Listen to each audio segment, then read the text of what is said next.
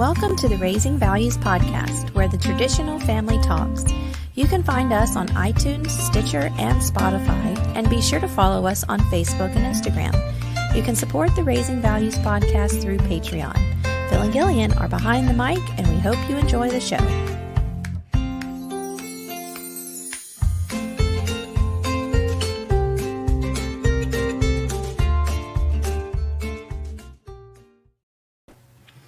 Welcome back to Raising Values. Today's going to be one of those weird topics that Gillian just kind of threw out, and I was like, that could be fun. Maybe, lots of giggling and stuttering, but fun.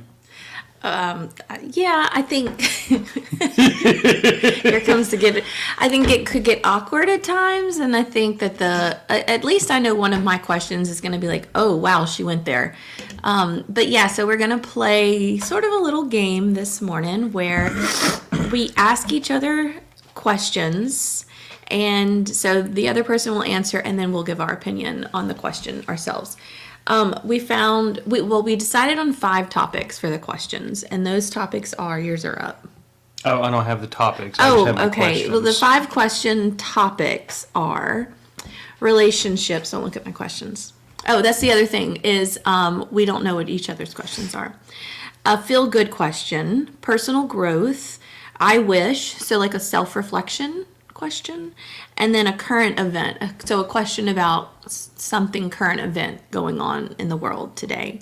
So, are you ready? It's like we need to play like a game show intro. No? Doesn't need to be like all that. That's what I feel like. Okay, who's going to go first? Go for it. Okay, what topic goes first? Y'all see what I mean about podcasting with your spouse? Okay, no, you go first. You go first. Okay. I'm not ready. Okay, go. I'm ready. Okay, relationship. Okay. Was the one. That's the one question where I'm like, oh boy, she went there. Okay. Okay. Oh my gosh, if you say the same thing that I'm going to say, go for it. I don't know, but this came up recently when we were talking to somebody else. So, should one spouse have say over another's behavior, dress, etc.? Is that exactly what? That's not what I was going to ask, but that's a really good one. Okay, so repeat the question one more time. Should one spouse have any say over the other? Like basically their behavior, their dress, if they're doing things that that one spouse believes presents them and the family in an unfavorable light. Like, what is the relationship for husband or wife to try to modulate the other's behavior? Okay, so my personal belief on that is yes, your spouse should be able to tell you things that are uncomfortable for you. They should be able to say, look, your behavior is not, this is not how you were raised, this is not right, you're not acting right, like you need to get some act right. They should be able to say, you should be able to come to me and say, honey, you're dressing a little on the slutty side today, which I don't think I ever really do. But, we had this conversation yesterday. Like a week ago. Well, we had that conversation with that question a week ago, but the conversation I'm about to bring up yesterday in the car was, darn it, my brain went flatlined. So we slept in a little bit today. So we're kind of running after the show. We had the conversation of coming out of your box and your comfort zone. And guys, I'm sorry, I don't know where I was going to go with this, but yes, I do believe, maybe it'll come back to me.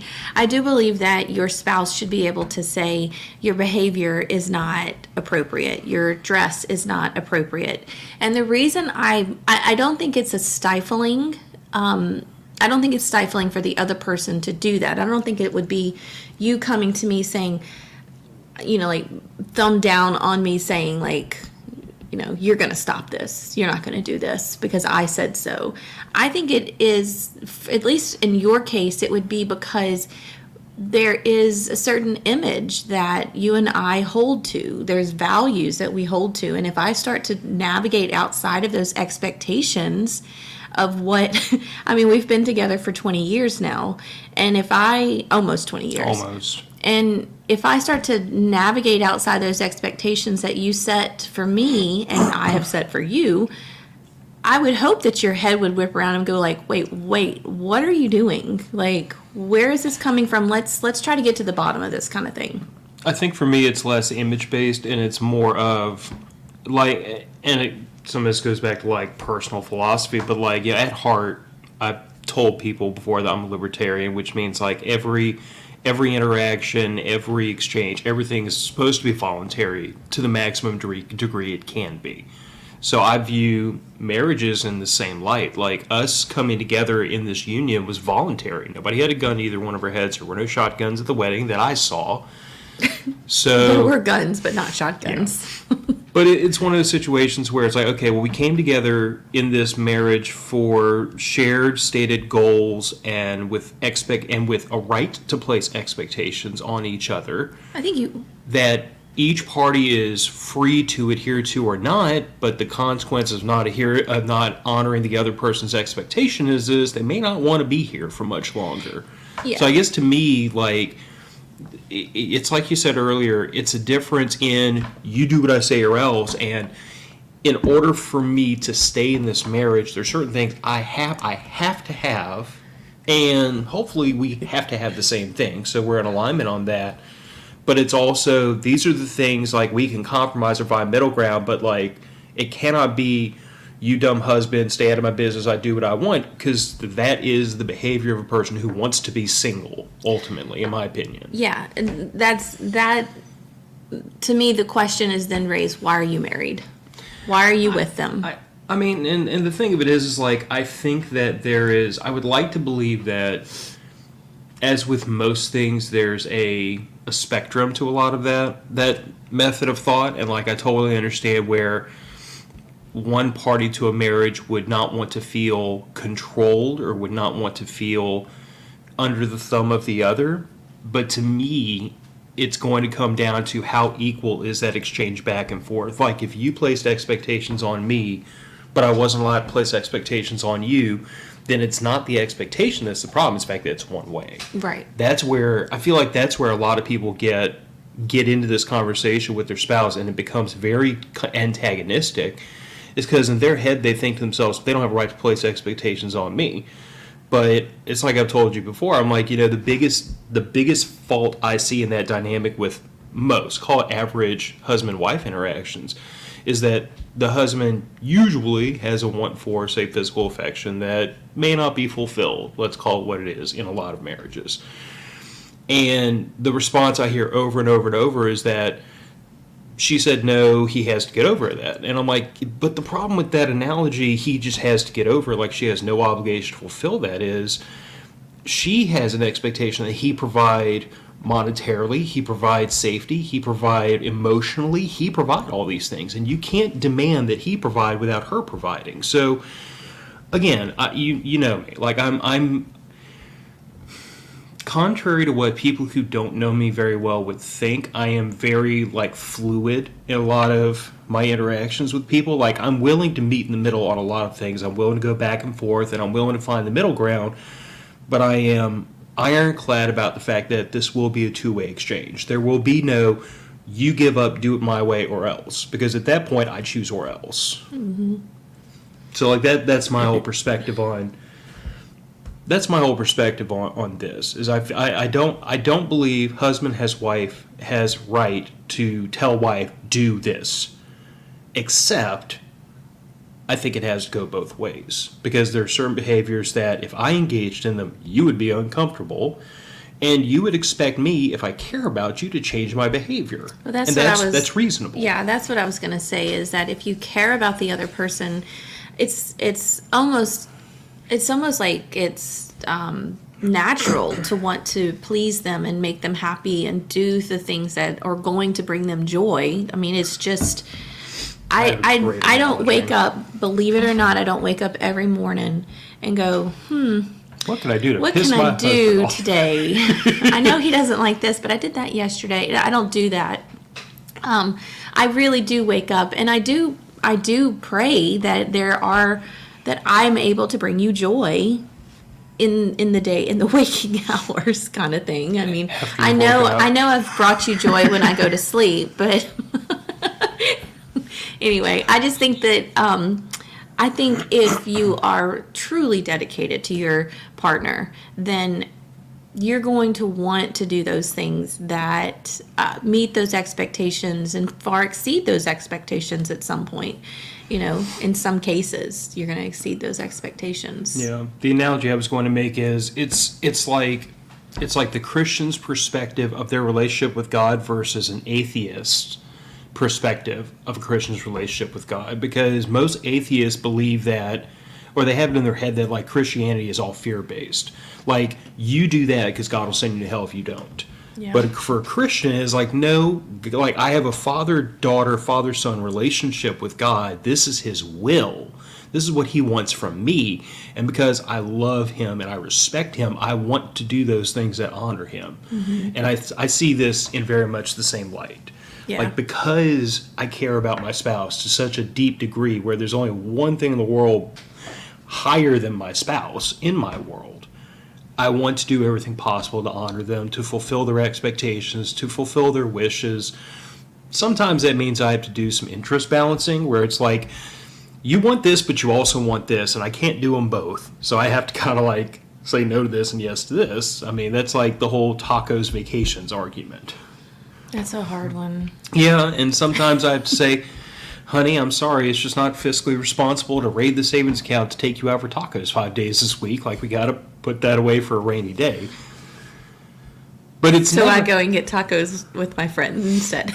She'll never say no to tacos. No, she won't. But your husband has to balance the interests to fulfill all the things you said you wanted.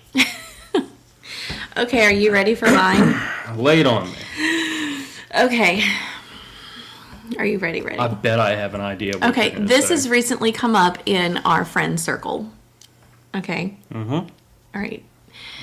Porn. I knew this was what you were going to bring up. Does porn have a place in your relationship, and when is it too far? Are you speaking about yours and mine specifically, or in general? In general. Okay, because again, in general, Because I'm going to give you my opinion after yours. I got you. In general, like I'm very much like every relationship is based on voluntarism. You do you. It doesn't have to make sense to me. And I feel like in some people's relationships, it probably does. I don't know Wait, that I'm sorry. I don't understand what you just said. It does. In some people's relationship, porn probably does have a place. It probably does have a function, and it's probably something they both indulge in together.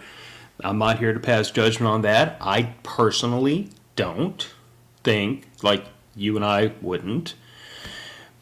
But in general, I think that in order for it to have a place, it has to be from a place of like mutualism and voluntarism, and it has to be something that one party is not engaging in without the others. I don't want to use the word permission or consent.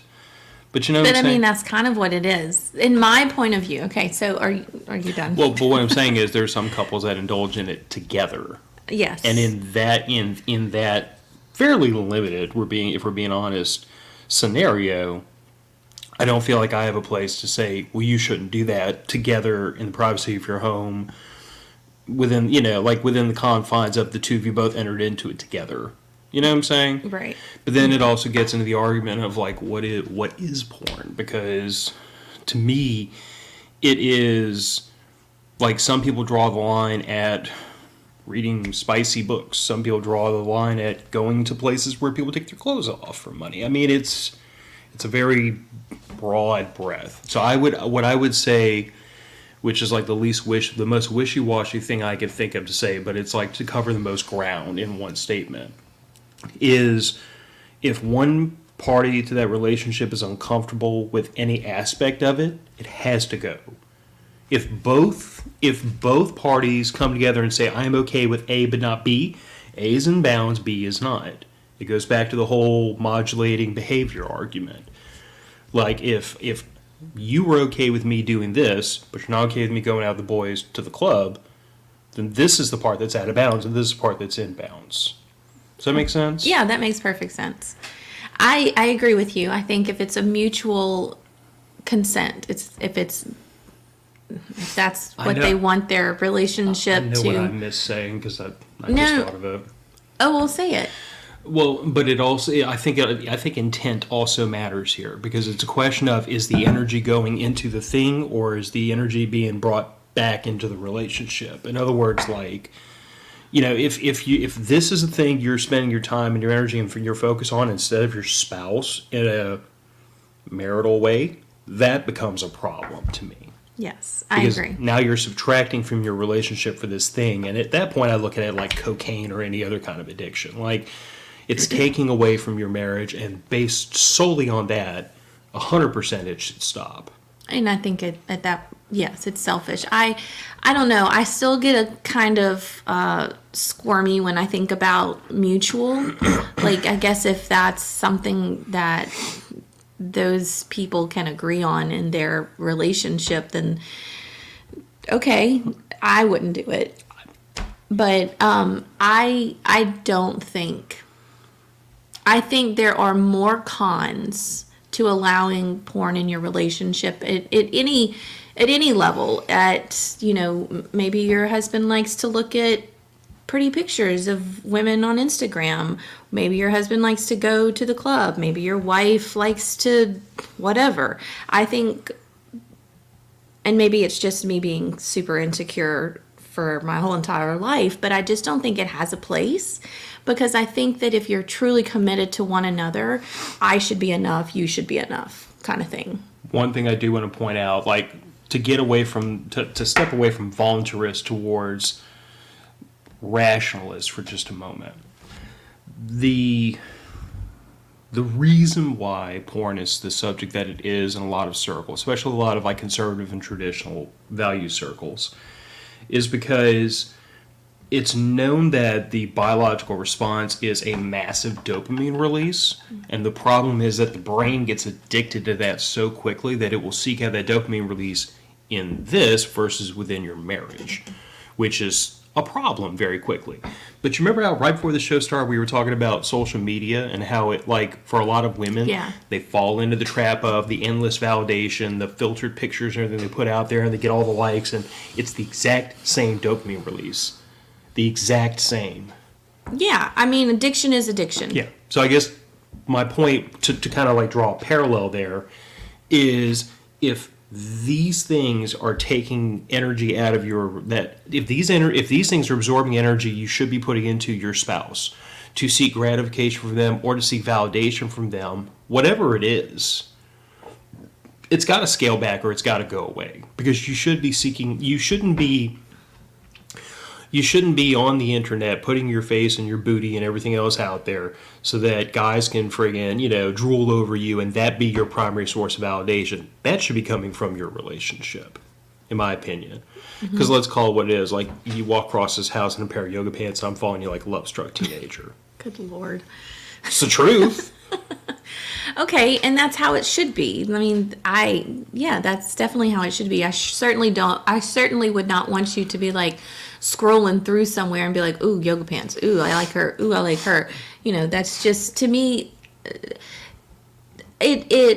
I think it definitely can tear relationships apart. I don't think that it really has a place in a committed relationship, especially when we keep going back to expectations. Those expectations, lines have been crossed, and in my mind, those things have no place. And I think that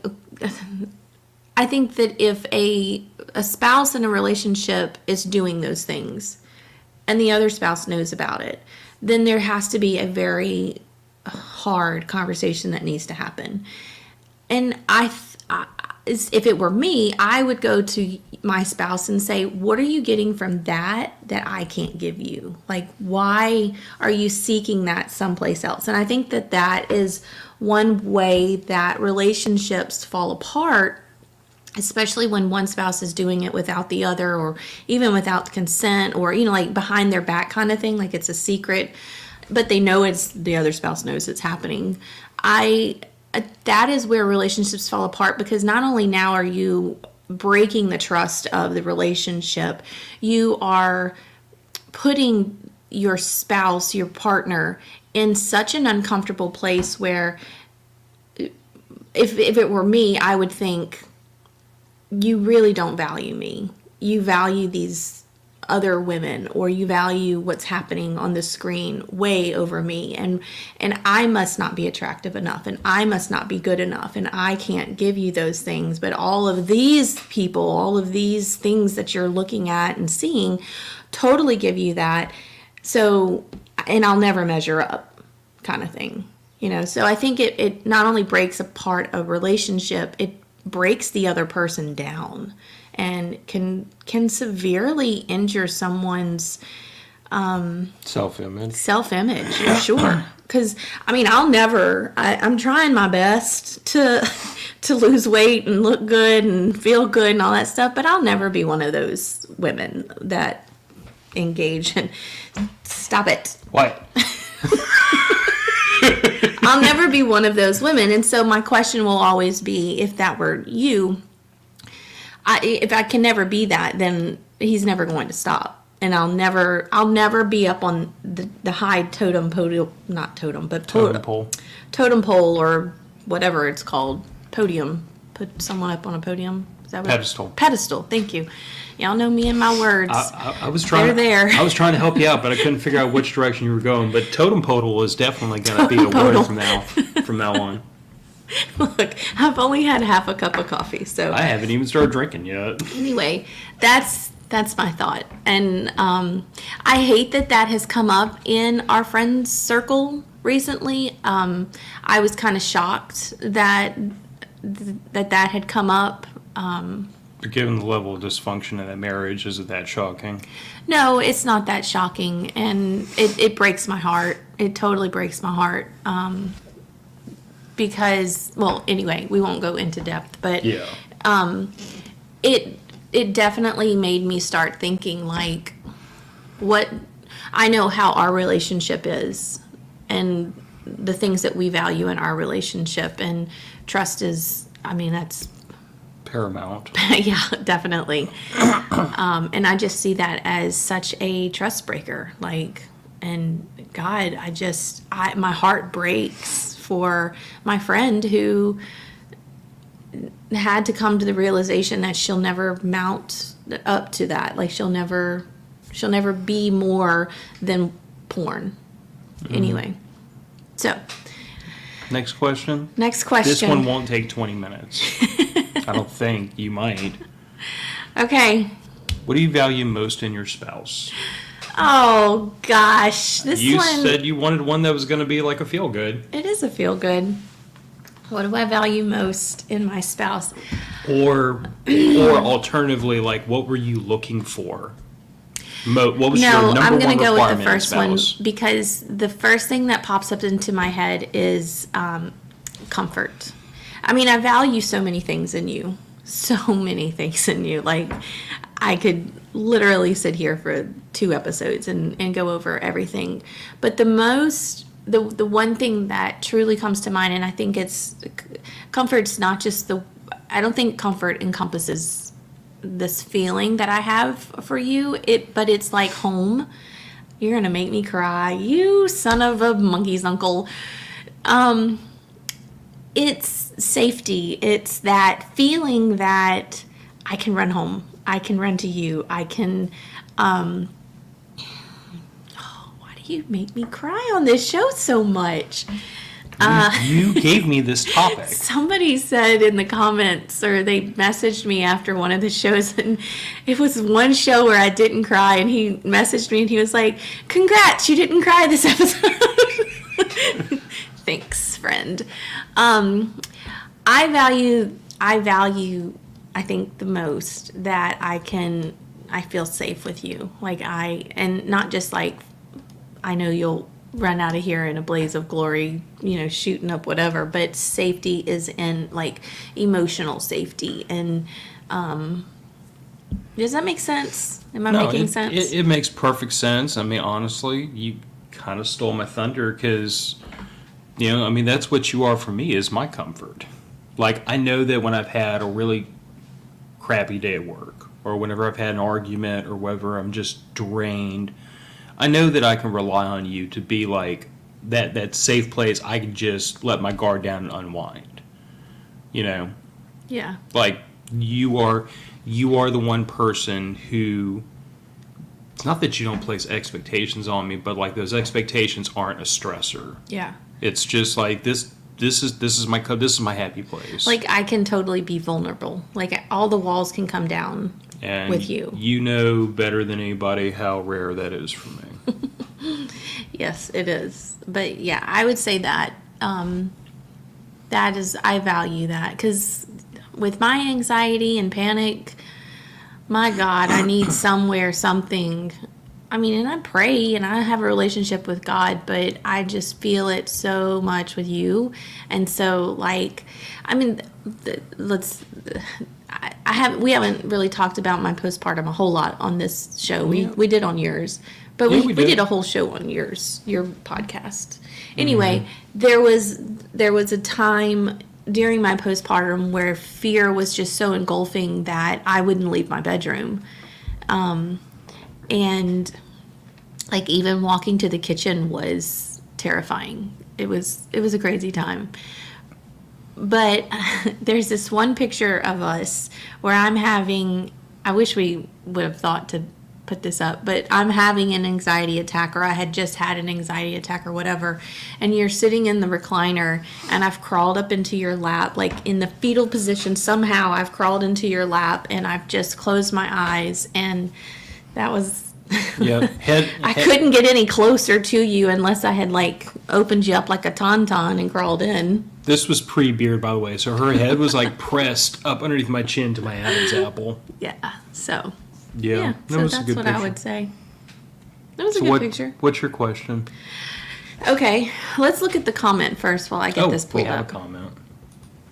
Our comment. Good morning. It's like the song Yes. I Run to You. It encompasses all that. Yes. Good morning, and thank you for joining us. Okay, let me see my question. My question to you. Here's my feel-good question. What is a memory that you would relive? Ooh. This might be 20 minutes just to think about it. No, I think this would be a pretty quick one. Fairhope. Wait, I just got what you said. our makeup Second honeymoon? Well, but like we've talked about the fact Ay. that our first honeymoon was I don't want to say it was a train wreck. A lot of Derailed. a lot of unfortunate things happened on it, but I think a lot of what made our original honeymoon like kind of so anticlimactic was the fact that, like, you know, you were dealing with a lot of emotions around the idea of like losing your last name, being legally closer to my parents than yours. I mean, there was a lot of things that overshadowed our first honeymoon. Not to mention, I was a mess. I was a mess. And it started the night we got married because, we were out all night hanging out with friends, came back to the honeymoon suite, destroyed it. There was a lot of unfortunate. Yeah. But Fairhope, which was, how many years ago was that now? I want to say 5. About 5, yeah. About 5 years ago, we, Piper stayed with some family, and we went out for a long weekend. I want to say it was, 3-4 days? 3 nights. 3 nights.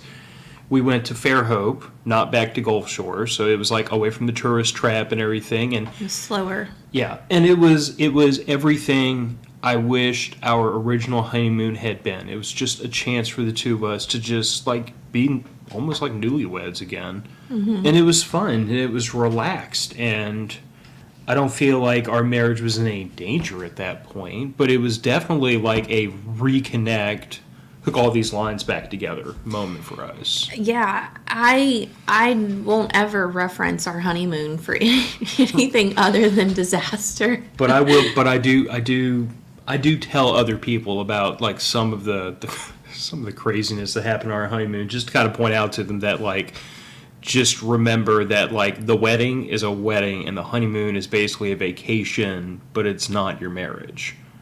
Yeah, and I think for me, like our honeymoon, there was all that stuff. There was all this, I wouldn't say midlife crisis, but it was a crisis. Like I was having an internal crisis with myself. And I don't know why, because we dated for a year, got engaged, and then we were engaged for 2 years. So it wasn't like this was like a surprise, you're married. No, Surprise, you have his last name now. we had a very long engagement. Yeah. But there was just, like you said, it started with the night of our honeymoon, and the night of our wedding. The honeymoon suite is totally destroyed by our friends, totally. And we are up until, 3, 4 o'clock in the morning, just cleaning on a night that shouldn't have been cleaning. But we couldn't leave the room the way that it looked because we would have been charged a lot of money. That as 20, how old were we? 24 and 25? I was 23. Oh, we were even younger. Well, we didn't have the money. Let's just Wait. You weren't 23. No, I wasn't 23. I'm doing my math wrong. Really it doesn't wrong. matter, but I was 26. We so didn't you were have 25. we didn't have the money to pay for the destroyed room. So that kind of kicked off the week of vacation, in air quotes, into not a vacation mode. And then internal crisis, and then we get to the hotel, and the room we have has been. Now this was a highlight. The room we have rented, that whole floor is now under construction, and so we got upgraded to the penthouse, which was nice. But when we walked into the hotel, we got married on Good Friday, which was not good for some people. But anyway, we got married on Good Friday, which meant that our hotel had Easter lilies everywhere. Oh, and geez, I'm allergic. I forgot about that. I'm allergic to Easter lilies. So I was sick on top of an internal crisis, quarter life crisis, I guess you could call it. And then, everything else. It was just, and it was cold. Like we thought it was going to be like warm on the beach, like in the water and everything. So I don't think we even went swimming. It was cold, and anyway, Fairhope would be mine too. I think I don't know. I'd have to sit here and like go through my memories and think about the way I've felt in different times in our life and everything. I can't not say like reliving some of Piper's tiny baby childhood, like toddler childhood, because she's still this quick-witted, funny kid, and I love her so much. But when she was in a little bitty body and quick-witted and could come back and snap some funny crap back at you, those were like awesome. I love when Facebook memories is like, look at what happened 6 years ago, and Piper's saying something in the back or whatever. So I think those would be a really close second. But Fairhope, and we talk about Fairhope a lot. Like the other day, we were saying how we needed another Fairhope, not necessarily in Fairhope, and we did. We actually did take another Fairhope trip up to Arkansas. Remember that? Mm-hmm. But that one was kind of not wonderful either because we couldn't take it around our anniversary, so we had to take it in February, like at the beginning of February. So it was still cold and rainy, and it was a good trip. We had a good time. I thought we had a great time on that but trip. It wasn't Fairhope. So no. Yes, I think if we could relive Fairhope like maybe once a year, that'd be great. Yeah. We'll get to the beach again. Yeah, Fairhope. That's sweet. Okay. Okay. So this is the for growth topic. Okay, for growth. Is it more important for you to grow spiritually, emotionally, or physically? Dang, you are... God, these are hard. Okay. You can't... I have to pick? Yes. I can't say all of those are the most important. There was no all the above. D, all of the above. No. This is there is no writing this in. This is not Jeopardy. Spiritually, emotionally, or what? Physically. Physically. Because I know, like, we've been really focused lately on, like, improving our physical health, but what's the most important to you from here to the end of your life to grow spiritually, your relationship with your faith, emotionally, or physically? I'm going to go with emotionally because I feel like if I'm growing emotionally, I'm also growing spiritually because, I mean, that's just an essence of me. Like, I am a Christian. So if I can break down walls emotionally with myself, then I'm automatically going to grow spiritually. Does that make sense? Mm-hmm. Okay. And then that also is going to help me grow physically as well. So I think if I grow emotionally, I break down barriers, I break down walls, I get over my whatevers that I've always dealt with, like emotional traumas and triggers and things like that, then it allows me to grow in other areas of my life. I'm going to want to grow in those areas. Mm-hmm. So emotionally. What's yours? All the above. No, you don't get that answer. Wrong. Big red X from the teacher. I'm going to say physically. And not because I think, like, your physical well-being trumps spirituality or your emotions, but, like, I feel like that's the place where I need to do the hardest work right now. Because, like, spiritually, you and I have had the conversation about what brought me back to my Christian faith, and it was a very abrupt adjustment, in a war zone. So, like, ever since that day, I pretty much told God, like, I'm yours, mold me, use me, put me where you want. I give up. So I don't know where I'd have a lot of growth left in that arena. He hasn't shown me that yet. And emotionally, I feel like I've done a ton of emotional development over like the last 10 years, really since Piper was born. I've become, I feel like, more patient. I've become, and not just patient like with you and with her and with other people, but like I've become more patient in life. I'm much more willing, whereas I had a severe lack of patience as a younger person.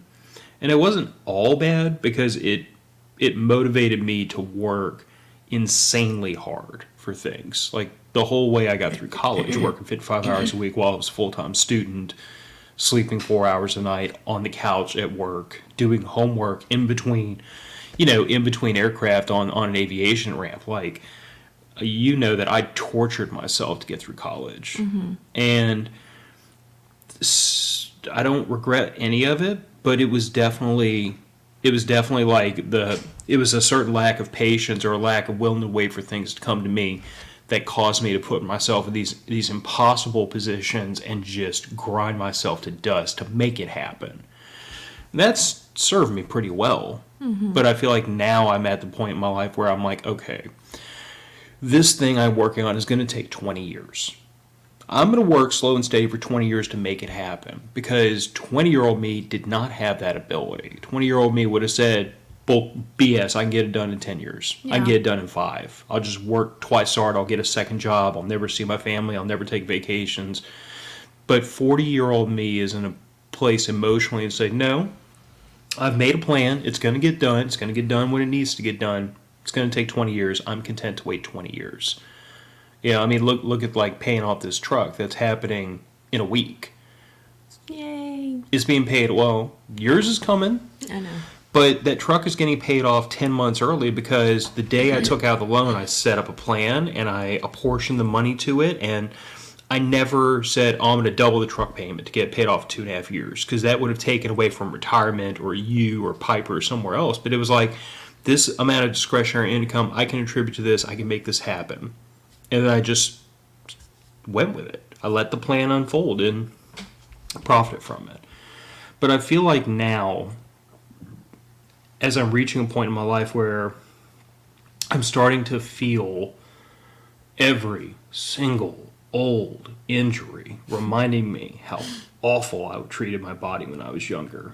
The shoulder and the hip and the knee and the ankles and the wrists and the back and the neck. You've named every joint. We got it. Yes. I'm naming most of the ones that hurt most mornings. But I'm realizing that, like, as hard as I pushed myself when I was younger, and my weight has not been great for a lot of years. Same. I'm not in as bad a shape as a lot of people are, but at 5'11" and 255 pounds, which is what I was back in February, I am a fair bit overweight. My blood sugar, I was struggling with my blood sugar because I am hypoglycemic. So, I've had all these issues that I've kind of been, I don't want to say neglecting, but I haven't been giving true attention to them. And recently, with your encouragement, I've gone in whole hog. We've changed our eating habits. We've been getting more exercise. As of yesterday, I weighed 243 pounds. So I feel like physically is where I need to put the most effort in, not because I'm trying to be a Calvin Klein underwear model, but because I would like to be upright and ambulatory and able to do for my family for the maximum number of years possible. And that's not going to happen if I continued on the trajectory I was on. Same. Yeah. I agree. So, what's your personal growth question? My personal growth, I think that I have that one.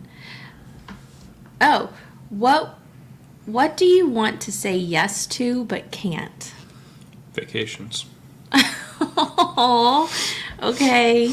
So hear me out. Okay, at least I now know that your no is because you just don't want to leave the house. No, well, in all seriousness, like you and I had this conversation the other day, it truly upsets me when you and Piper want to take a vacation or want to take a trip, and I feel like I have to say no. And a lot of that is because, it's not as if we live at the poverty line, because we don't. No. We make decent money, but we are also, extremely almost fanatical about not going into debt, about living within our budget, living well within our means. And, call it what it is. In the last 2 years, the economy has gone to the freaking moon, and our grocery bill has more than doubled. Yeah, that grocery bill. I can't even get over what we spend weekly for 3 people. And that grocery bill has doubled at the exact same time. Your income dropped because you went from CMST to working back at Cedarwood, which I don't mind. I'm happy. I think it's a quality of life improvement for you. I think that the schedule and all the benefits that come with it outweigh the lack of pay. But when the bills went up and the pay went down, my opinion of our financial habits, I feel like, was validated because we had so much extra slack in our budget, which a lot of it was being spent. It was being spent making extra house payments, which is something I've been doing for years. I've never made a big deal out of it or talked to you about it much because, you kind of trust me to make that happen. But it's been making extra payments on the truck, making extra payments on the house. It's been keeping that chest freezer stuffed with extra food. It's been about keeping things here in a state that we feel like our position is shored up in the event of an emergency. It's been adding to a savings account that we tapped real hard to get the new roof put on this place. And I've been building back, and now I'm back into the mode of building it back up since that unplanned expense we had a few months ago. I don't know what you're talking about. Oh. That you gave me the green light for. So now I have to replace that money back in the savings account. But the whole thing about going on vacations is you and I am a homebody, admittedly. But you and Piper are not. Y'all love going on trips and on vacations. And my problem is that right now in the financial shape we're in, before that truck is paid off, before I have the money back in the savings account, I'm just not in a place where I'm comfortable whacking out several $100 or $1,000 for a summer vacation. And a lot of that comes down to could we take it as savings? Sure, we could take it as savings. And then the hot water heater could blow up the next day, or the gas range could have to be replaced the next day, or the gas dryer, and now we're in trouble. So those are the things that I wrestle with in my head whenever there's a request made for something like that, because I'm always that's why I told you the other day, if we plan ahead for this, we say on this date we're going to do this thing, I have a target, I can put together a plan, I can put aside the money for it. But the problem with a very spontaneous, let's go on a trip this weekend, is where the money's not there because it's been spent on other things. So the only place it could come from is debt, which we refuse to have, or savings, which I'm scared to death to loot. Mm-hmm. So I wish I was. Part of me says I wish I had like FU money where I could just say, yeah, like here's a credit card, go spend $1,000, get a hotel room, do whatever. But I don't think with my personality there's any rational amount of more money I could make to make that happen, because then I would just be paying down our debt, building up our retirement even faster. I really think for me it is more of I'm trying to balance spending habits that I know work because they've gotten us. I mean, at 40, we're homeowners. We have almost no debt. We're paying our bills. We're not behind on anything. I know what our spending habits have gotten us to, and I am very averse to coming off track. Okay, you're not going to believe this. I'm pretty suggestible where my wife's involved, so go ahead. I too would like to say yes to more financial expenditures that I know we can't. I know. But you're the one that says yes, and I'm the one that says no. Well, not necessarily. Like for big expenses like vacations and things like that. Like, yeah, I get super disappointed that we can't go on vacation, but in the back of my head, I have that voice going, would you just stop it? You're being such a big titty baby. Like, no, we're not going on vacation. This money is not being spent for this. I see what you're saying now. So yes. On the outside, that's not what it looks like, though, right? No, it's not. It looks like it looks like I'm gonna sleep on the couch, even though I refuse to sleep on the couch. I don't handle disappointment very well. No. Shut up. What? You're fired. This is the Gillian show. Phil's no longer here. No. You have fun, babe. I'm gonna go refill my coffee. No. Yeah, I would say finances is where I would like to say yes, but can't. Because other aspects of my life where I am having personal growth, the can't say yes part was totally just a mental block for me. But, I mean, and just recently, in the last month, and our friend Nina can, kind of attest to this.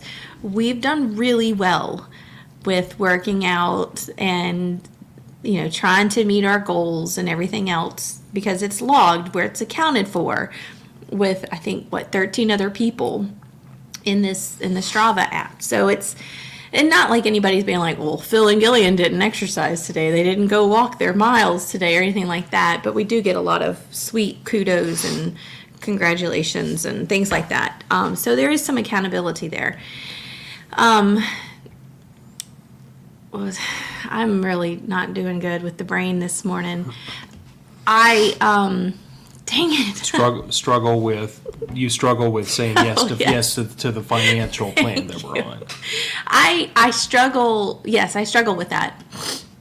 I do, because I want the champagne lifestyle on the beer budget. I will say but I won't open the beer to have the champagne lifestyle. Like, I won't open the champagne on that beer budget. I will say that, like, your commitment to our family finances compared to, like, where you started when we first met has come leaps and bounds. Because, like, and admittedly, I wasn't the best at managing finances, but that was because I was a moron. But, like, I was a bigger moron. Well, but here's the difference. I was shown the best example of how to manage, maybe not the best. Like, my father, to this day, would say that, like, he made all these mistakes in personal finances. He wishes he knew what I knew at my age. But my dad showed me a really good example for how to run a household. He showed me a really good example for saving and for not getting into debt, not getting credit cards. He showed me all that. And for the most part, I did okay on that. But then there were moments where I was just an idiot in my 20s and, didn't pay attention. But I don't feel like you were shown anywhere near the same example of how to manage money and how to, the technical term is delayed gratification, where you say, I want this, but I can't afford it, so I'm going to put it off till later when I can afford it. And you were not shown that as a child. Your default position was put it on a credit card, get it now, I can put this bill off till later and make this happen right now. And like, Yeah, always robbing Peter to pay Paul. yeah. Always. No. But what I was going to say, because my brain finally like woke back up again. Yeah. That's definitely something that I know that I want to say yes to, but I can't. Like, I just know that. The other ones are more of I need to say yes to this. And the can't was coming from a place of uncomfortable insecurities. And this last month, I have broken down 2 major walls of insecurity. I won't go into like discussion. I just will tell you that it is personal growth. But I'm super proud of myself for those 2 things, and my friends who have helped me along the way and like pulled me out of my shell, kicking, screaming, cursing at them. Like, I can't believe that we're really going to do this kind of thing. But two big milestones in my almost 39 years. And so, kind of giving you a little story with that, I called my sister yesterday and told her one of the things that I was going to go do with my friend. And it's nothing bad. Like, I'm not doing anything bad. I'm just growing. Like, I'm coming out of my shell. It's not like you're selling guns to the Taliban or anything. No. It's nothing bad. And my sister's response was, "Are you having a midlife crisis?" And in my head, I was like, I answered like, "Yes, I think I am. I think I am having a midlife crisis." And you reassured me that I'm not having a midlife crisis, because what did you say? A midlife crisis does harm. Yeah, a midlife crisis is self-destroying, and I think what you're really doing is you're trying to reinvent yourself into who you wanted to be for all these years. Like, wanted to be for a long time. And you just wouldn't let yourself be that person. I wouldn't say even yes. though other people around you saw that person in you, and you just wouldn't embrace it. You? How many years have I been telling you? Yes, but you're biased. And I'm your husband. I'm supposed to be biased. Yeah, but it's different when my friends come in and they're like, "Gillian, you're going to do this. You're going to love it. You're going to feel great." So boys, take this to heart. You need to get in good with the girlfriends if you want to speak to her, because the direct route doesn't work because you're biased. I can't help that. That's just how things are. Anyway, if it wasn't for the need to procreate and have children, I swear that men would have hunted women to extinction. sorry, for sport. I'm shaking the table. Sometimes, and this might come off as a surprise for some people that don't know me really well, I believe that. Okay, I am not like the biggest fan of women. I will never be a feminist. I don't like people. Like, I don't like 2 people. I don't like to go out and be around a lot of people. Like, I like to get out and do things more than what Phil does. Like, I don't mind going to festivals and things like that. I look at my gender in public a lot. Not just even in public, but on social media and stuff. I look at my gender and I'm going, how did we make it this far? Like, women surprise me every day that we weren't hunted for sport. And that sounds really bad. I know that sounds really, really bad. I have my select group of women, and it's 4 women, not counting my sisters, that have gone through so many trials with me, whether they knew it or not, to make sure that if I was going to have this woman in my life, she was not going to be dumb. That sounds so bad, but like I am like digging. I have a hole. I know I have a hole. I'm digging really, really far, almost to China. I'm just not a I just don't like my gender very much. Why can't you help me out here? Just talk. I just don't like people. Well, I don't like people, but it infuriates me when I see women do different things, and it's just like, you have a brain, use it. Like, why can't you use your brain? And Because we killed off all of our natural there predators. are so many times, I knew this was going to come up one day. There are so many times when I'm driving, just driving, and I've been in wrecks before. Like, I've caused wrecks. I've caused one wreck. The rest are everyone else has hit me. But just the way that women drive, it drives me nuts. It's just like, you cut me off because you're literally looking at your phone. Like, I can't tell you how many times I have just screamed at someone in another car.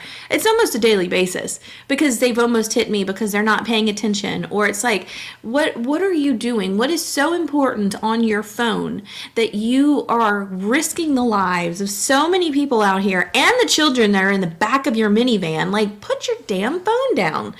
Oh, okay. This is another episode. I can't. I get so aggravated. Anyway, that's me. I don't like women. I have a core group of women that have passed the test. They stay in my life. Moving on. What's your next question? I don't even know. I don't know. I think my next question. Oh, I do have one. And I didn't think that we were going to get far in this, but this is my last question because I didn't get a current event one because I was slacking. If you could give advice to your 18-year-old self, what would it be?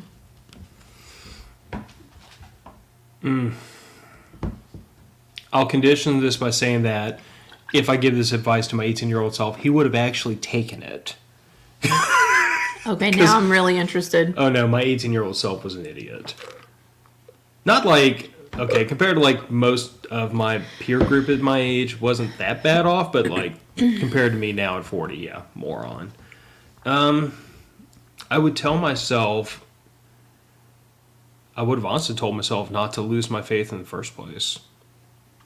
Because like at that time I was very disillusioned with the Catholic Church specifically. Mm-hmm. And my gripes with the Catholic Church, with the Vatican, and with the Pope at the time, and the behavior of a lot of the church leadership is a lot of the reason why I just shrugged off Christianity as a whole. And I would have tried to encourage myself back then to view the situation much like I do today, which is that my issue was not with Christianity or with God or with the Old Testament or New Testament or the Bible. My issue was with what I saw a church bureaucracy participating in. And at 18, I didn't have the ability to like separate those two things out. I was raised Catholic. I was raised in the church. And to me, when the church failed, the religion failed. But now I view things as, no, I've read so much more of the Bible, and I feel like I have a better understanding of Christianity now than I ever did at 18. No surprise. But I feel like now I'm able to see things as, these are the organized religions that were built around this religion, this philosophy, Jesus and God and all those principles. But this exists in many ways separate from Christianity.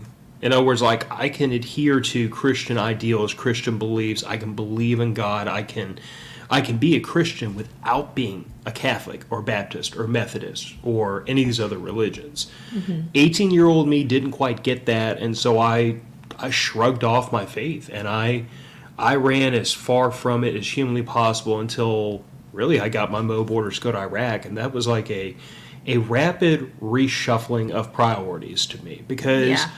Yeah, I mean, I deployed. I didn't deploy for OIF-1 for the initial wave, where there was a ton of freaking small arms casualties. But I did deploy for OIF-2, which was during the peak of the insurgency. This is like when the battles of Fallujah were happening. This was leading up to the provisional elections. I mean, this was a time when mortar and rocket and insurgent activity was arguably at its peak, and that's when I was there. So, like, I did come back to my faith at that time. But I would tell 18-year-old me, separate these things into two separate piles because your issue is here, not here. But 18-year-old me couldn't see that yet. Well, 18-year-old me was laid up in, well, not the whole year. I was able to spend a month in Australia at 18, and then I came home and had my wreck. But I don't even think, I don't think I would say anything about changing anything in my 18-year-old, my 18th year. I think what I would say to myself would be, you can't be the peacekeeper. You can't help everyone, and you're not going to make things okay for everyone. Some people are just going to fall into that. Like, you're not responsible for everyone's emotions. And would it have changed the trajectory of our life? Like, would I have met you had I changed that one thing?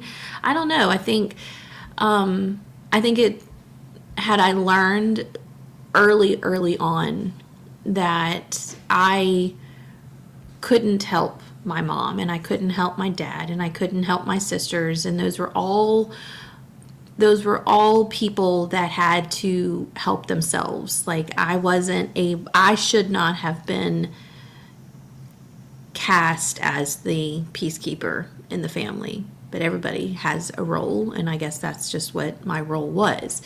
So yeah, I think I would tell myself that focus on yourself and stop trying to make sure everyone else's emotions are in check.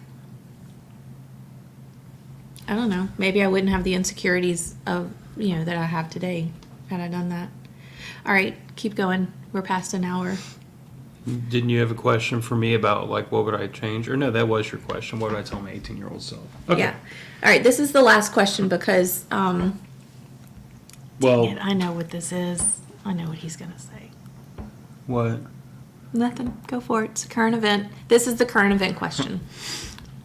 How do you feel about student loan repayment being punted by SCOTUS? I'm all for it.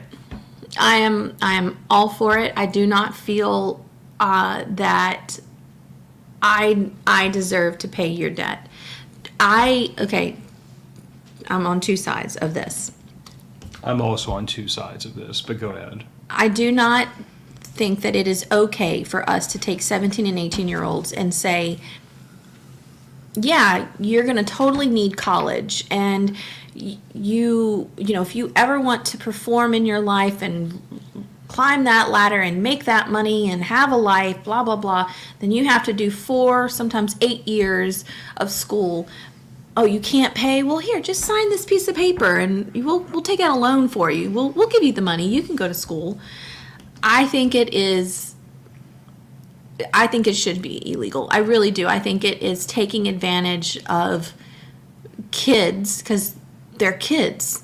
18 years old, yeah, you're legal in the eyes of the government, but 18 years old is so, God, they're babies. We were babies going to college, thinking we were grown. I enlisted when I was 17, by the way. I know. Yeah, babies. That's 6 years. 7 years. 6 years for Piper. Mm-hmm. She's a baby. So I do think that what we are doing to our older children going into college and taking out these loans is predatory. Yes, predatory and just disgusting because, we have people that we know in their 40s that are still paying college loans, still paying on them. And they've graduated 20 years ago. They'll never get rid of those stupid loans. And it's kind of like you get this mental image of this banker or someone in the background with his suit on, and he's super rich, and he's just like sitting there laughing like, ha ha ha, look what I did, money in my pockets kind of thing. However, on the other side of that, I do not think that it is my responsibility to pay back your loan. When I went to college, I did everything I could with scholarships and grants and a job to Well, and I was also very fortunate because my grandmother paid for our housing, so I didn't have to pay for housing. So I was very, very fortunate with that. And I know a lot of people don't have that, but you can get scholarships for housing. I dang, this stupid brain of mine. Anyway, I don't believe it is my responsibility to pay back your debt, your medical debt, your school debt, your any debt. It is not I'm already taxed to the brim, and taxed and taxed and taxed on money that's already been taxed, kind of thing. So like my money's already going places that I don't want it to go. My taxes are paying for things that I do not align with in my values. And I totally don't agree that it is my responsibility to pay back your debt. You took this, you unfortunately were taken advantage of. And hopefully that whole conversation is being had in households now. Like we have totally told Piper, you don't have to go to college.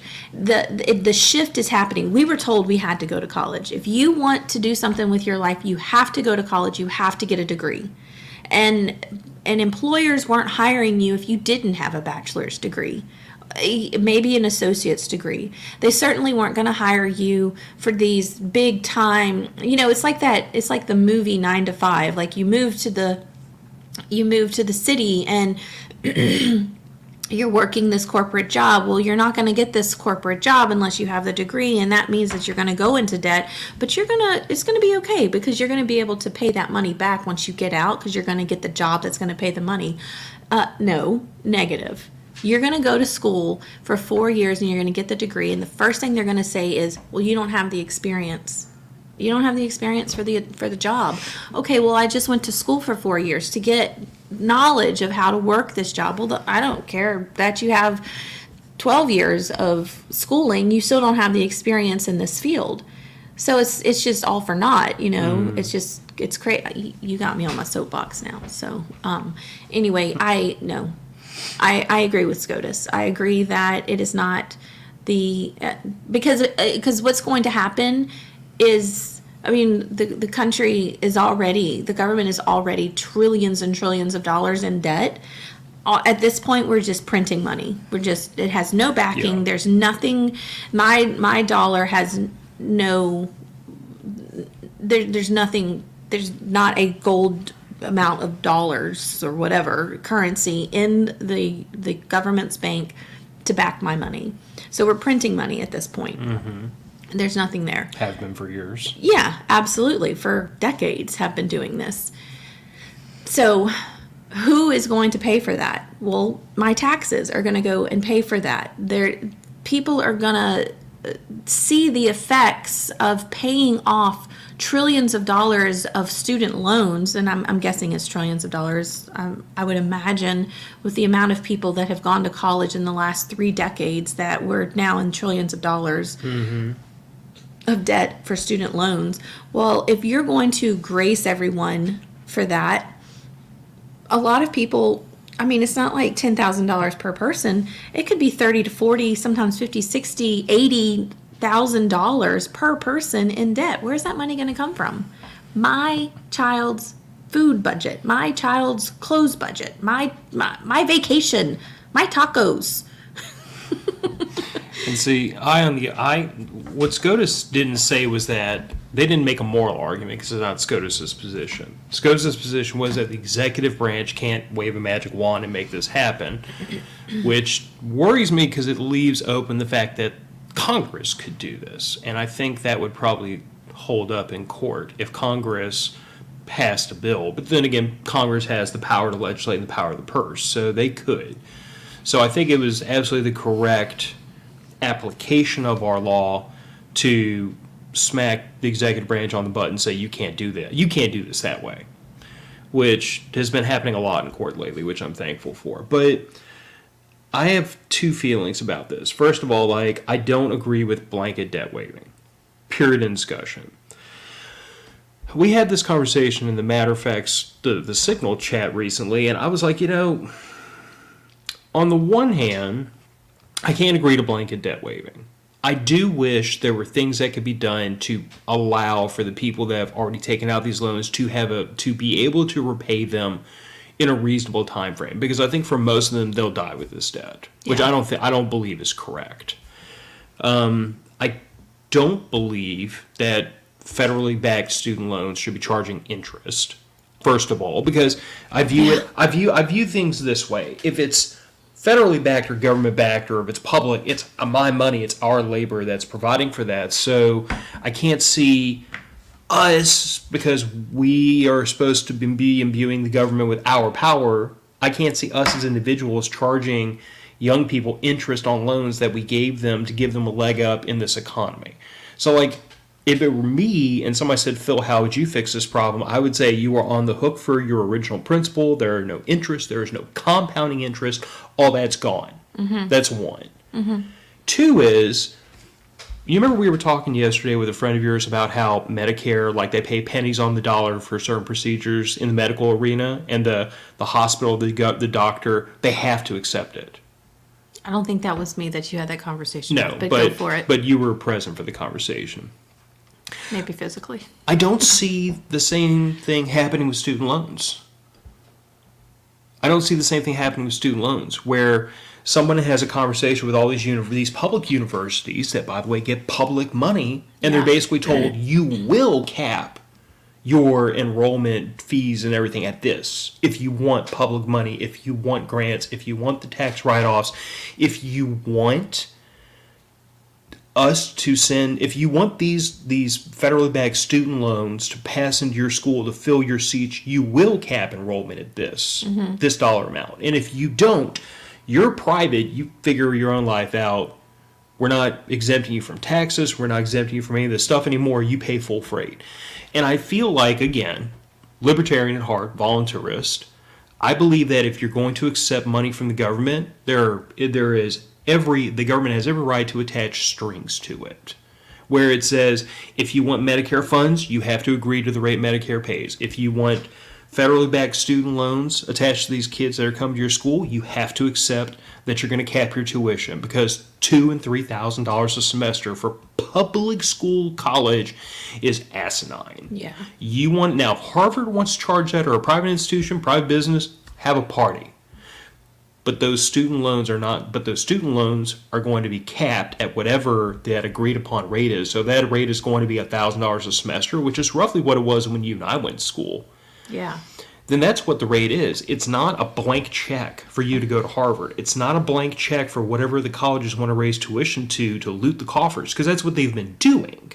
Why wouldn't they? If the government's just going to write a blank check, why wouldn't you add a zero to it to pad yourself a little more? Mm-hmm. So I firmly believe that, like, those two solutions, I think, are desperately needed if we're going to continue to have this conversation around federally backed student loans. I think that eliminating the interest, and especially the compounding interest from these loans, will give these young people an honest chance to pay those loans back. It's still going to be thousands of dollars worth of debt. There's no way around that. And I can't, on principle, say this is waived.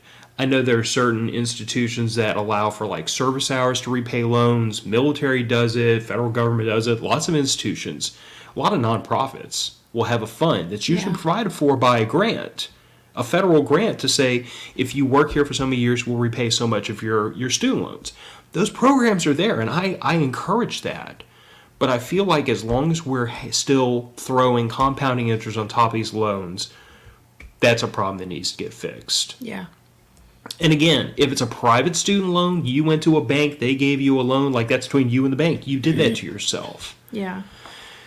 But where people start talking about public money, public institutions, taxpayer funded, I get a certain way, because, like, as a libertarian, I regard government as a necessary evil.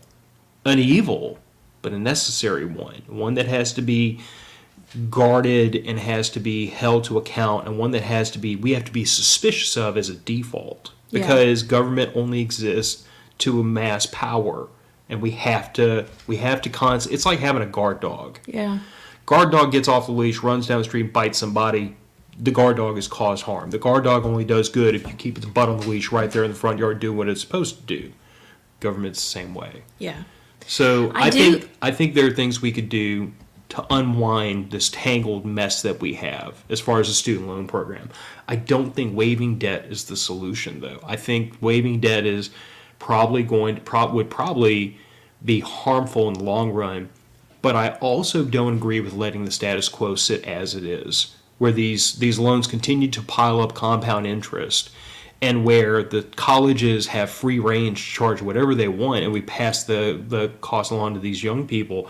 Like, there has to be a conversation that even conservatives in this country, who traditionally have been very opposed to student loan repayment, and I'm not a conservative, I'm a libertarian, so I piss everybody off. But like, there has to be a conversation that we can have in this country about what can we do to make, like, the loans that were taken out, they have to be satisfied. We can't just look the other way, say oopsie daisy, and let it go. That can't happen. But we also can't allow the status quo to continue, because that's not right either. So there has to be a middle ground between the nut cases on one side that say waive it, and the nut cases on the other side that maliciously say, well, that's your debt, you figure it out. Because it's like, yeah, but if you're 22 years I'm a old, nut case on that side. well, but here's the It's thing. your debt, you figure it out. But go the other direction. If you're 22 years old, 40 grand in debt, working for $15 an hour, you will never repay that Which loan. is the case. Which is the case, and therein lies the problem, because they put you on this payment plan that's based on your income, but the amount you're paying is less than the principal payment plus the compounding interest. Yeah. You will never that however much debt you took out, it will be double by the time you get to an income level where you can start repaying it. Right. It goes back to like, have a conversation with me sometimes about credit cards at 20% interest, or payday loan advance places that are like 40 and 50% interest. Like, I think there are certain things that, on the one hand, I get very deeply conflicted, because Libertarian Phil says private business, consenting party, you made your bed, you lie in it. But then on the other side, I start tipping over the fence into the classical liberal side, where I'm like, that is freaking predatory. Like, that is morally so wrong. There has to be something we can do to stop that. I think it was also very predatory for our president to stand up during his, whenever he was running for president, and say, oh yeah, we're going to pay all that back. And those same people who fell into that trap of, you can pay this back, you're going to get a job after college, fell into it again and voted for him, thinking that, well, if I vote for him, if he's in office, he's gonna take this off of my record. Like, I won't have to pay this anymore. More money in my pocket, cha-ching. And it's so many things have been said that were just not. You can't do it legally. You cannot do these things. Not as the executive branch. Right, but I don't know. It was predatory for him to say that. And unfortunately, the people with the student loan debt were older at that time, so they kind of fall into a different category for me of being, you're just dumb. You're just dumb at that point. If you think that this is going to happen, like, do some research and figure it out. It's not going to happen. But let me push back against that, because that group you're talking about that are in that age range were of voting age during the Obama presidency. The era of I have a pen and a phone, the era where executive action really turned into the primary avenue for the executive branch to push an agenda, right or left. Yeah. Because Congress refused to act. I mean, like, yeah, that is true. We talk about how, like, the executive branch's approvement percentage is, like, laughably low, but look at Congress, they're worse. And it's because the president may or may not do things that aggravate you, but Congress does nothing. Yeah, that is true. So that aggravates everybody. So, like, yeah, we could totally go down this rabbit hole for a whole nother episode. I will say this. I do think that change is in the process. I think now we're looking at Gen Z and older millennials like us, and we're telling our kids, if you do not want to specialize in a career, if you don't want to be a doctor, if you don't want to if you are if you want to do something with your life that doesn't require college education, then you're not going to college. I'm not sending you to college to get a degree in basket weaving if you really want to run a business or learn how to weld or be an electrician or whatever. I think we're going to see the return in a big way, and I think we've already seen it, especially to the trades and Votex, and I applaud it. I really do. We have a really awesome, I call it a Votech. It's a technical college here in town that has really just grown, and they're sending out nurses like every semester is just crazy, and their welding program has been. It's just incredible to see that people aren't as judging of people who want to go to a Votech. And I think that's because of what we were told. Like, you won't succeed if you don't go to school. Well, now we're not succeeding because we're in so much debt. And back to you have no experience in this field. You're going to get that in a Votech. And that's what we've told Piper. I don't care if she goes to college or not. If whatever she wants to do in life, if it means that she has to go to a Votech or she has to get a job at 16 and start creating that, building that experience, then that's the way it should be, because I think we're really starting to see a shift in this country back to that. And I think the other thing we're seeing, other than a progression back to the trades, is a progression back to apprenticeships. Yeah. Because Piper has mentioned that there's a career field she's interested in. I know that could change in 5 minutes. But it hasn't. That's the thing. But the specific thing, she's been in this arena for a long time, but the specific thing she's been talking about recently, like, I happen to know somebody that does that professionally, runs his own business out of Florida, and I've flat out told her, I'm like, if you get to like 17, 18 years old and this is really still something you're interested in, like, that's what we should be doing, is reaching out to some of these business owners and saying, are you willing to take on somebody, like, yes, they're going to clean kennels, they're going to feed dogs, you're going to wash dogs, they're going to do all these different things, because that's the manual labor that needs to be done for an unskilled laborer, but would you be willing to take them on as an apprentice and teach her how to do these things so that one day she has that skill set and can go off and do her own thing or work under you and make a living?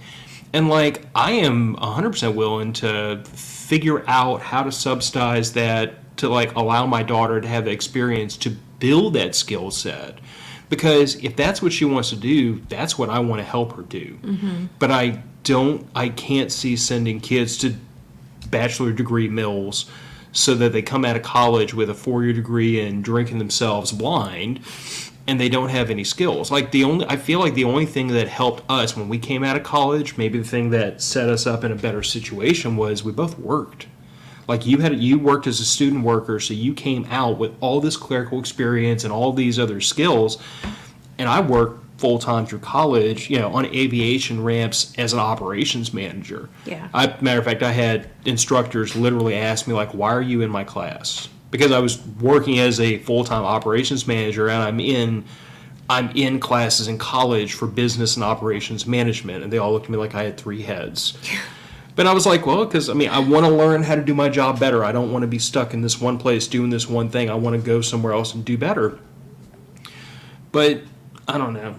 Specific to the student loan thing, before we tie this off, like, I don't think what we have now is sustainable. I don't think it's fair. And I hate using the word fair, but I feel like there's got to be some space for a reasonable conversation that can be had about how can we make it to where the people that are genuinely trying to dig themselves out of this hole have a chance to dig themselves out of this hole. And at the same time, we're not excusing like $80,000 in debt that a lawyer piled up to get a law degree, who he's going to be able to pay it off because his income is so much higher. Like, I think what I'm looking at is this narrow segment, like some friends of ours that work in public education, where they take out all these loans, but they don't make a ton of money. And I'm like, I can't see you have to pay this back. I don't care what the terms are, suck it up and deal with it, because the income they make is never going to repay that loan. I could argue that they shouldn't have ever done it, but then we wouldn't have any teachers.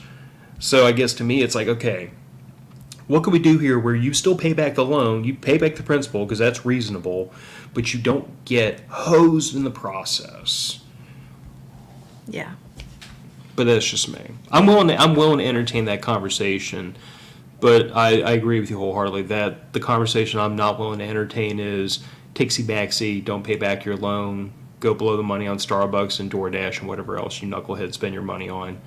Because the truth of the matter is that I'm going to default back to the idea that there's a lot of people who come out of college and they want that champagne lifestyle, not understanding what you and I did when we first got married, where we lived on Budweiser money. We had, yeah, we had didn't even nothing. have Budweiser money, and we wouldn't have drank Budweiser anyway. Ugh. Anyway, well, this was fun. I actually like doing this kind of stuff, so maybe we'll do this again in the future. In the near future, maybe that'll be just a July thing. We should ask the listeners what questions they want to hit us with, but I don't know how we would do that blind, where you and I wouldn't know in advance. You'd have to message us personally on our Facebook or emails. It's interesting. I had fun doing this. So if there are other questions that fall into those categories, and I'll give them to you again. Maybe we can do this again, but answer your questions and you can get our ideas of those. All right, so the 5 topics we talked about were relationships, a feel-good question, a personal growth question, a self-reflection, we called it I wish, and then a question about current events. Yeah, I would love to do this again, and I think it would be even more fun and probably a little dangerous knowing the listenership that we have to do this with those questions. But I think that would be fun. So if you're listening and you hear this and you want to participate, yeah, send us your questions. Send it to us privately, because the whole thing is I don't see Phil's questions and he doesn't see mine, and that we're like totally blindsided by the question. So specific to this show and the show notes, the Raising Values Facebook page is down in the show description. Whether you're listening to this on the podcast or on YouTube, or if you're watching a stream on Facebook, and that'll go straight to Gillian's mailbox in Facebook. okay. And if you want to send something to me, you'll have to do some navigating to Matter of Fact's Facebook page, which is separate. And I see it too. You're a moderator on that. That's what so I'm you'll see saying. that Like one you'll need to message us. You can either signal chat, you can message us on Facebook. If you have our phone numbers, you can send us a question that way, and then we'll put some stuff together, and maybe this will just be how we do July. I don't know. We'll see. Anyway, thank you guys for listening and or watching this week's episode. It was a lot of fun. Like, share, comment, subscribe, all those things. You know what to do at this point in your life. So thank you for your support, and we'll see you next week. Yep. Bye. And today's July 2nd, so 2 more days. Make sure you have all 10 fingers and 10 toes. Reverse, Terry, reverse.